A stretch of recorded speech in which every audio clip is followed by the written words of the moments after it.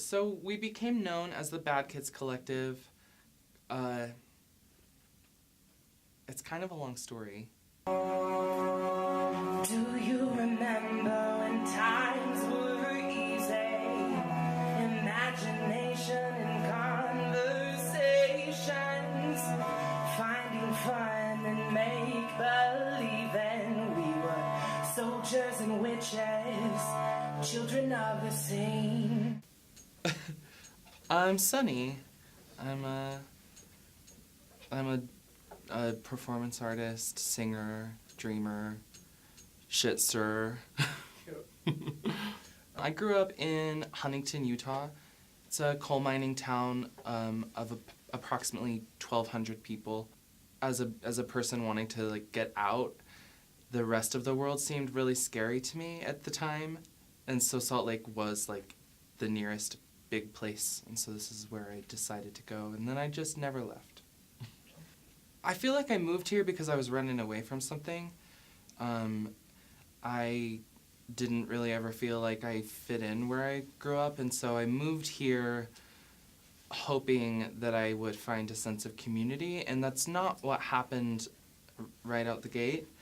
I experienced a lot of the same thing from the gay community as I was experiencing being gay in a small town. It was there, the problem was that I was queer, and then here, the problem was that I was too weird for the gay community. And I realized pretty quickly that there's this obsession with heteronormativity and blending in, and for gay males, there's a really heavy focus on acting like you're straight.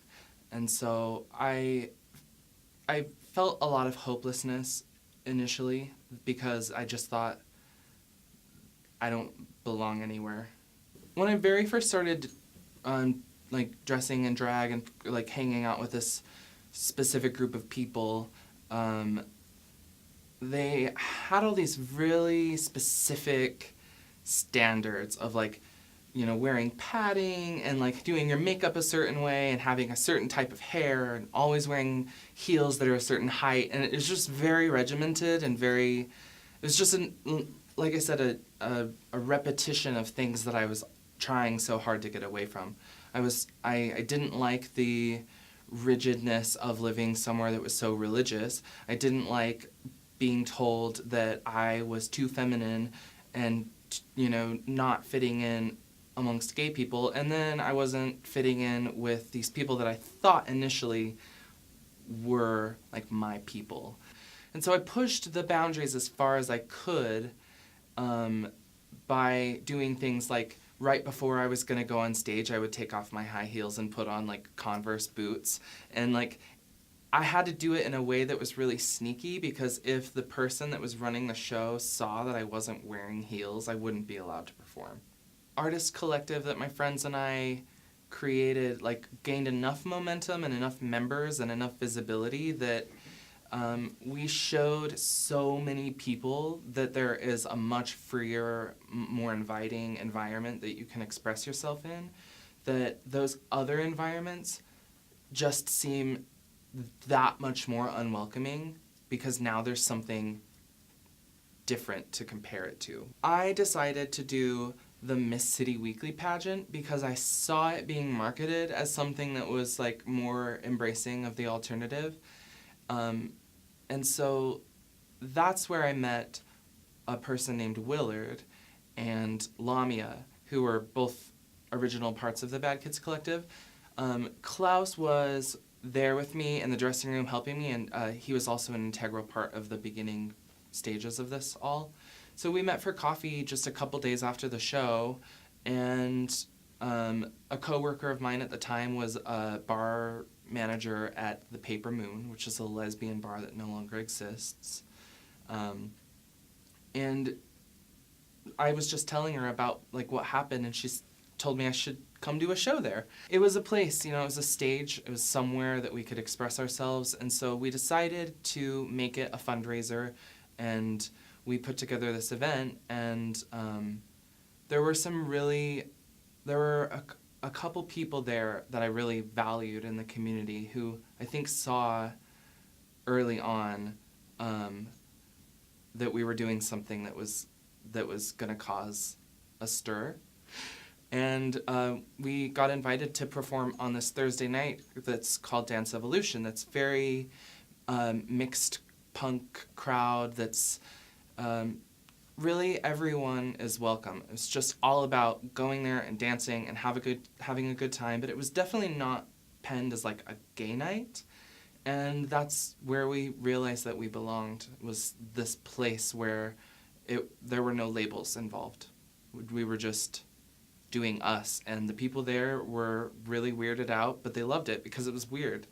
The Bad Kids Collective, through time, became a large group of artists ranging from DJs to set designers. There were drag queens, there were singers, there were poets, there were musicians. Ultimately, it was like a really just twisted cabaret of like, come one, come all, express yourself, with a definite emphasis on queerness. I think that the Bad Kids was kind of circusy sometimes. I think that sometimes it was just like almost scary. There were elements of horror that kind of popped in here and there. There was a lot of fake blood, a lot of makeup, a lot of glitter, a lot of confetti, a lot of politics. It was there to push people's buttons. But anything that was going on locally or politically, or if there was ever a major thing that the Mormon church did that upset the gay community, you would see it on the stage. There was a little bit of everything happening. There was, some people were, depending on where they were at in their journey as performers, some people were really angry, and then some people were kind of so far past all of that we were just like, how can we take the audience somewhere? The parties were called Six, and the whole purpose behind them was to take people to a place of you're using all of your senses all at once, and then you're transcending. We realized at some point that the show just wasn't enough anymore, and so that was the goal, was to give people this escape from reality that would stimulate them in more ways than just seeing something. So they're seeing something, they're smelling something, they're tasting something, they're hearing something. I just started to see people being really caught up in all of their apps and their meetup apps, and their people's way of communicating with each other was very detached. And creating a type of event where people kind of have to be engaged, you can't capture that on a cell phone. People could see footage of one of those parties and think it looked really cool. But if you weren't there, you weren't being immersed with all of that magic.